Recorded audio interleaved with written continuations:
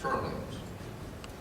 Term limit debate is as old as the Congress in '94 when we took over, supposedly. And my question it goes to this. Ronald Reagan served almost his entire life in politics. Senator Helms, who was the beginning of the party in the East, served 32 years. And yet, most of the same people who supported both President Reagan as well as Senator Helms believes that term limits are a good thing. Having served in every decade since 1970 in town government, I don't believe that. But that don't mean that I think that everybody else is wrong. It's a question, though, that goes to where our government will go and who will lead our government. And so I asked this question, you brought it up just a moment ago, as to term limits, Mr. Pantano. What is your opinion on term limits? And obviously, most people say, I'm for term limits. And how's that going to solve the problem when the bureaucracy becomes stronger because you don't have strong people like Senator Helms who they are afraid of, or a strong Thurman down in South Carolina? Give me your response. Mr. Mayor, I appreciate that question. I would challenge that I'm not satisfied that term, and by the way, I support term limits, just to be very clear about that. I've actually bonded the value of my home, that if I were to break my word and to run for more terms than the Congress that took 94, as they all promised they would. Do you know that almost 90% of the folks that won in that Republican wave all lied? They all said they were going to honor a term limit pledge, and over 90% of them did not. I want you to think about that. There are a lot of promises that politicians can make to you, but there is one that they can actually control. It's how long they stay in office. Why does that matter? Because our government today has been corrupted by career politicians and special interest money. How do I know? Ask federal felon Jack Abramoff, who after spending 4 years in federal prison for manipulating over 100 members of Congress when he was a lobbyist in Washington. What did he say after he spent 4 years considering how to reform the system? He said term limits would be the #1 way to change a culture in Washington. Now I agree with some folks who have said, be careful because you might be emboldening a bureaucracy. But we all know that we need to change the social service structure and the government hiring process as it stands as well. I'm not satisfied that term limits would happen in a vacuum. There are a lot of changes that we need to be making in Washington to the culture, but it needs to start with the leadership.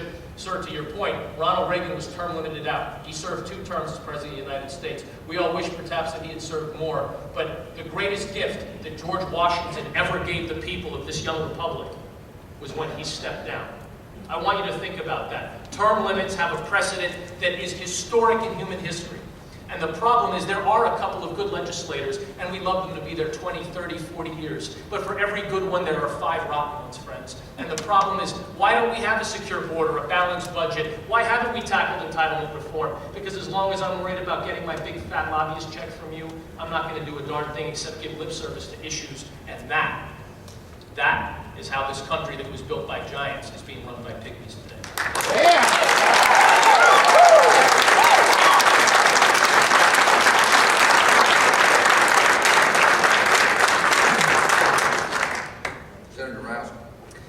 You know, there's 2 sides to every sword.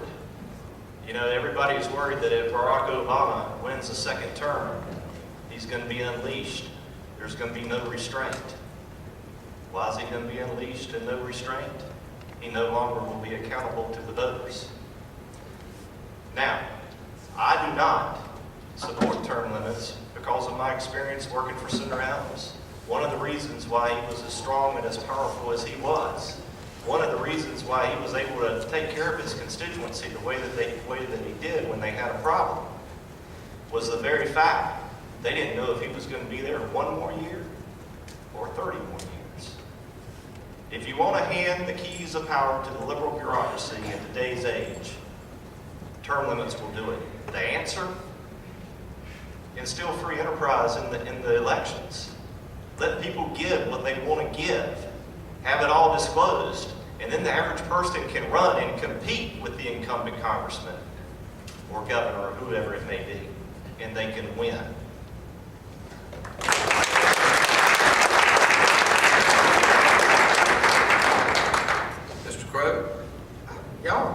thinking, I'm gonna have a couple of, I'm spending $3,000 on this election. Why don't you all agree to spend $3,000? I think that would get some money out of politics and make this thing better. Now, Mr. Pontano, I've heard this thing about the pledge, so I went on the internet and I found Ilario Pontano. I signed the pledge. My house is not up for it. To me, I call it the Strom Thurmond pledge, because all it does is if you get there and if this thing gets passed, then you agree to term limits. The one that I signed, which I thought was a total joke, so I made my own one that's serious, that says I'm out of there after 8 years. But you must have signed more than one. But anyway, I am a citizen politician. This thing about staying there 30 years and all that, you can talk till you're blue in the face and this, that, and the other, but I think that we've got people that are doing that, and this country gets in a bigger and bigger mess every time, so I'm against it. Let me ask what time it is. It is one time. Okay, we've got about 10 more minutes.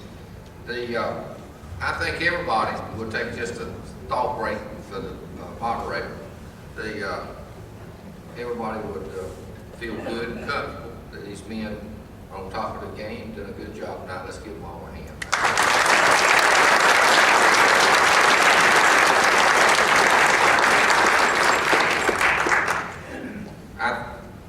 I do believe that sometimes you have to be careful what you ask for. And every time that we, as Republicans, do things that we think will make the country better, sometimes the Democrats get in, and I'm doggone they can't use it better than we can use it. So you do have to be careful as it relates to that. I am reminded of what Senator Helms said, as well as Senator Sanford, who was Governor Sanford at the time. You know, after the 72 election, Senator Helms got elected. John Cooper back here, and several others may have been there, but I was there that night. And when he finally won, Senator Helms said he was going to carry our message to Washington. And he would never vary in it. And when they got tired of hearing it, they could bring him home. He's the one that came home himself, you know, after 32 years. And that's the kind of leadership we need. Now, the other thing is this. Sanford, yes, sir, just a second. Mr. Sanford came along after supposedly the Watergate thing to solve the problem of politics. And Senator Sanford, at that time, come out and had the Sanford Commission that was going to take money out of politics. We've seen how well that worked. And worked well at all. And each time we have a national election, they do it again. So what I'm trying to simply say by that is this, that most things that they do in Washington don't work. And I believe these three men that represent us here tonight can go and help change that. And change what's going on in Washington, because it's just a problem. And we see it every night, confronted with it every night on TV. Mr. Mayor, if I might, I just would like to respond, since you made a point, affirmation of my opponent's stance against term limits. May I make a point? I apologize. May I just rebut that quickly? Yes, sir. There's a senator that I'm very fond of. His name is Senator Jim DeMint, and he is the architect of this term limit proposal. And what I would offer there, sir, is that if we had term limits, and everyone who was seeking an office knew it was for a limited time, you weren't running against lifetime members, it would be a different caliber of folks that would seek the office. There'd be a lot more men and women in this audience, teachers, business people, and the like, that would give it a shot. And I guess the last thing that I would offer to that, sir, is incumbents are reelected 95% of the time, friends. 95% of the time. They sit on a mountain of money, they sit on a mountain of name ID, they sit on a mountain of favors. How many children did they put through the Air Force Academy that are going to make sure Bubba gets another reelect? You think about that. How many times, after how many years, every time they show up for ribbon cutting in your town, are they in the newspaper? I bet they are. Decade after decade. That becomes a very high hurdle to climb. So I would just offer that there's a real reason that we need it. We can't be satisfied with an argument that the bureaucracy is going to be the challenge. Then attack the bureaucracy too. Thank you.